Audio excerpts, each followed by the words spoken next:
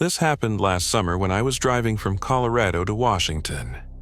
I wasn't in a rush, so I took the long way, avoiding interstates and big cities, just cruising through the smaller, quieter parts of the country. I figured I'd see some weird roadside attractions, or maybe find a cool hidden town along the way. I got more than that. Somewhere in eastern Idaho, I took a wrong turn. My GPS glitched out and froze completely. No signal, no maps, just a spinning blue dot on an empty screen. I passed a rusted road sign that said Carson Hollow, 5 miles. I figured, sure, why not? I was low on gas anyway. The road was 2 lanes and cracked, lined with dense pine trees and scattered fields. Eventually, it opened up into what looked like a quiet little town, maybe 20 or 30 buildings total, but something felt stuck. Like time had hit pause here in the late 80s and never moved forward.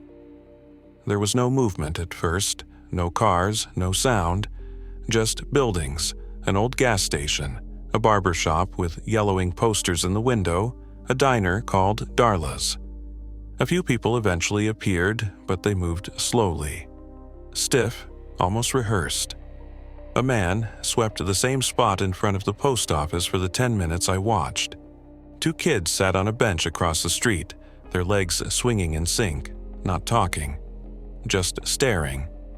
I pulled into the gas station, 1 pump, analog dial. As I stepped out, a man in a tan jumpsuit walked over, already holding the nozzle like he'd been waiting. He didn't say hello, just nodded once and started pumping. "Busy day?" I asked, trying to break the weird silence. He didn't answer. When I went to pay, he just stared at me until I dropped $20 on the counter. I crossed the street to Darla's for lunch. Inside, it looked like every other small-town diner I'd ever seen. Red booths, checkered tile floor, dusty blinds, but dead quiet. A few customers sat spaced out around the room, not eating, just sitting. I sat at the counter. The waitress, a pale woman with frizzy blonde hair and tired eyes, handed me a menu but didn't say a word. I ordered a BLT and a Coke. She nodded and walked off without writing anything down. While I waited, I noticed all the people in the diner were facing me.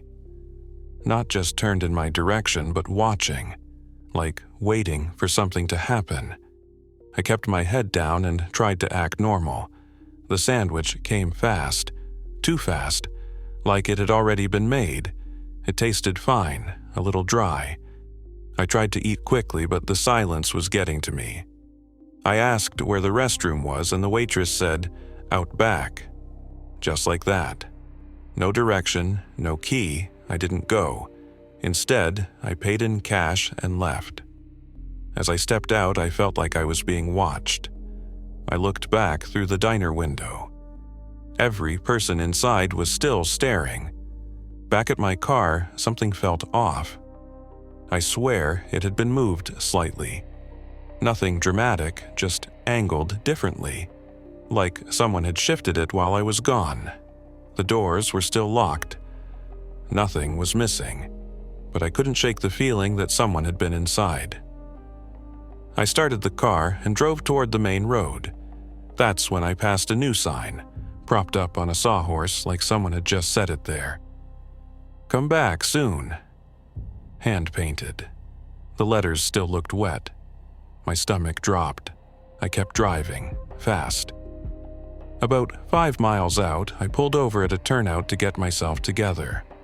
I reached for my phone to check maps again, and it was gone. I'd left it on the passenger seat. It wasn't there. I checked under the seat, the glove box, the door pockets.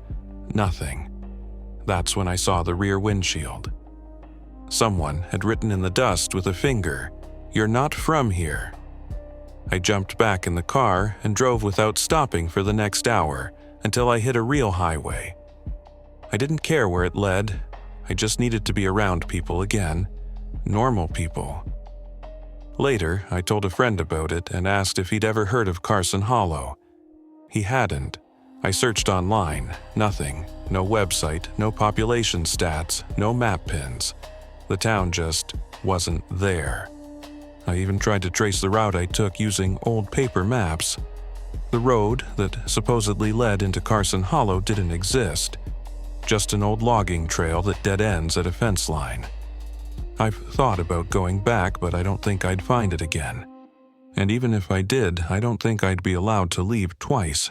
I lived in a small town once, just for a year, and if I'm being honest, it felt like the longest year of my life. I'd just turned 24. I was broke, tired of roommates, and needed a break from city life. So when my uncle offered me a cheap rental house in a tiny Idaho town called Berkeley, I took it. The house was old but clean. 1 story, 2 bedrooms, a little yard. Rent was so low it felt like a scam. Berkeley had a population of about 600, give or take. 1 diner, 1 gas station, no streetlights. Everyone waved when they drove past you. It felt peaceful at first. Quiet in a way I thought I wanted. The weirdness didn't start right away. It crept in. The first thing I noticed was how fast people learned my name. I hadn't met anyone, hadn't introduced myself, but by my 3rd day, people were already saying, "Hi, Adam," like we were old friends. The cashier at the gas station? "How's the little house on Walnut, Adam?" The mailman? "You settling in okay?" I figured word just traveled fast in a town this small. But it kept happening. People I'd never spoken to already knew things. What kind of car I drove, when I went for runs, even what I usually ordered at the diner after just 1 visit. One night around 2 a.m., I heard movement outside. Not just wind, footsteps, crunching leaves. I peeked out the window and saw someone standing across the street. Just standing, perfectly still. I flicked on my porch light and they slowly walked away, disappearing behind a neighbor's hedge. Next morning, I mentioned it to the guy who owned the diner. He just smiled and said, "Probably just checking on you." "What does that mean?" I asked. He shrugged. "People here like to look after each other. You'll get used to it." I didn't. 1 week later, I woke up and found a small pile of rocks stacked neatly on my back porch. No note, just 7 stones. I cleared them off, thinking it was a prank.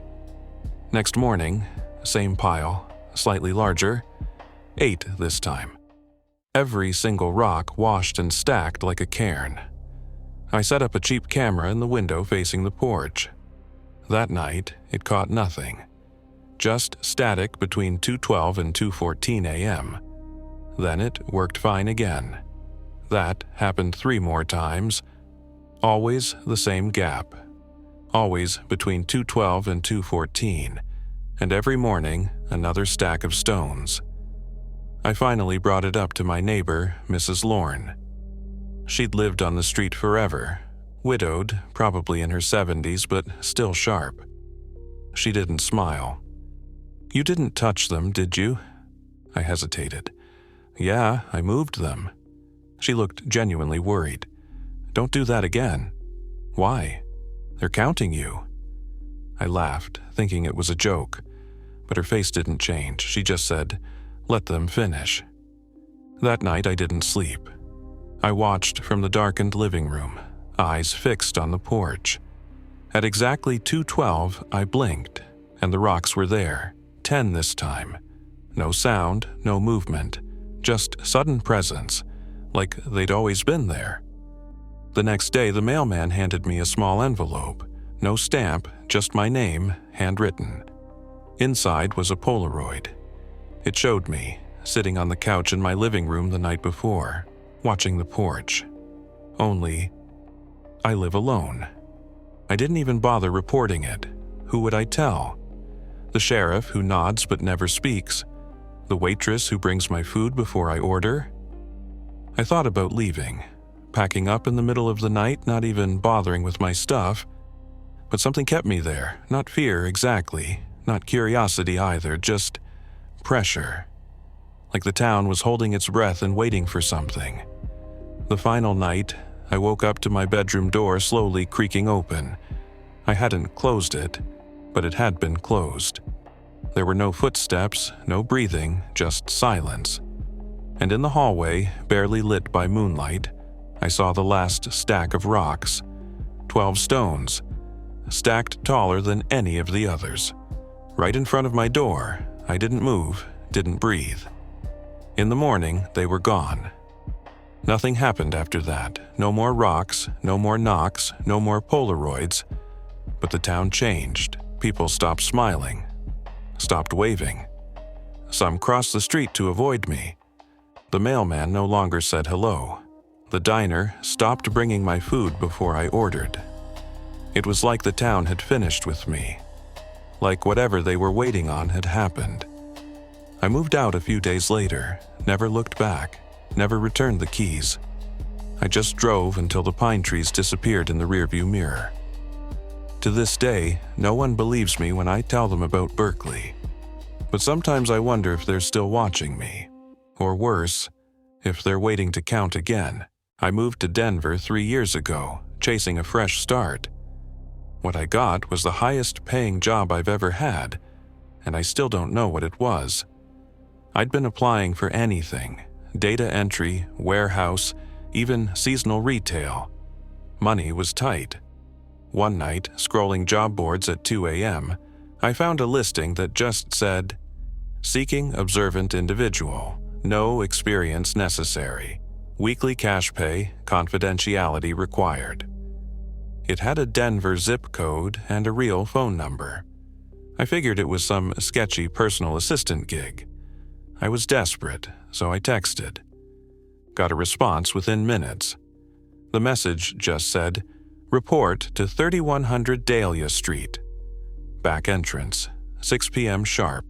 Wear black, no company name, no interview." I almost didn't go. But I did. The building was plain, brick, windowless, no signs. I went around the back and knocked. A man opened the door without speaking, scanned me up and down, then handed me a lanyard with a blank badge and a small black key card. Still no words. He led me down a hallway lined with security cameras and flickering fluorescent lights. At the end was a room. Bare walls, one table, and a chair facing a screen. On the table was a single sheet of paper. The instructions were simple. You will sit, you will watch, you will log anything that changes. That was it. For 6 hours a night, I sat in that room and stared at the screen. The footage was from a fixed camera, grainy black and white, focused on a single room that looked like a hotel suite. Modern, clean, nothing unusual, nothing ever happened. The same lamp stayed lit in the corner. The same door stayed shut. The bed was always made. Every hour, I filled out a short log. Hour 1, no changes. Hour 2, no changes. And when my shift was up, the same man would return, hand me an envelope with $600 in cash, and nod toward the exit. I started Monday. By Friday, I'd made $3,000. No taxes, no questions. I should have walked away, but I didn't. Because on the 8th night, something changed. At 2:17 a.m., the lamp in the corner flickered once, and then dimmed. Not off, just slightly darker. I blinked and stared. A few seconds later, it returned to normal. I marked it in the log. 2:17 a.m. Lamp flickered, briefly dim. The next night, I watched with more focus. Nothing happened for hours. Then, just after 3 a.m., the door in the video creaked open, just an inch. I leaned in, holding my breath. No one came through, the light stayed the same. The camera didn't move. The door just stayed cracked open. I logged it. My hands were shaking. The night after that, the bed was unmade when the feed came on. The sheets were pulled down, like someone had been there, but there was no sound, no motion, no figure, only changes. By the end of week 2, the footage showed a dark stain near the bathroom door, small. spreading slowly, like liquid. I logged everything, but no one ever acknowledged it.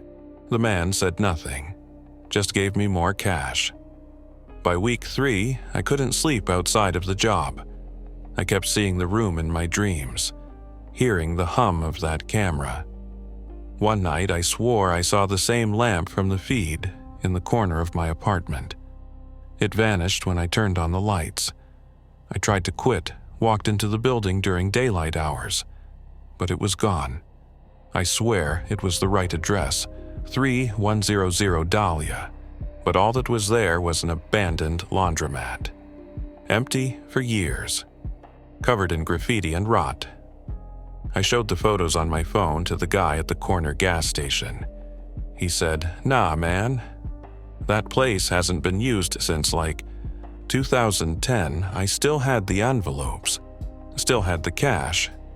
But when I went to deposit it, the bank flagged it. Said some of the bills weren't real.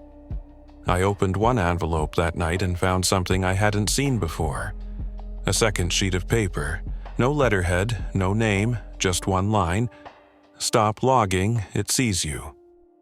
That was the last night I stayed in Denver. I packed my bags and drove until I hit Utah. I left the badge, the key card, even the envelopes in a dumpster off I-80. I never saw that job listing again. Never found the building. Never figured out what I was really watching. But sometimes, when I close my eyes, I still see that door, cracked just an inch open. And I know whatever's behind it never stopped watching back.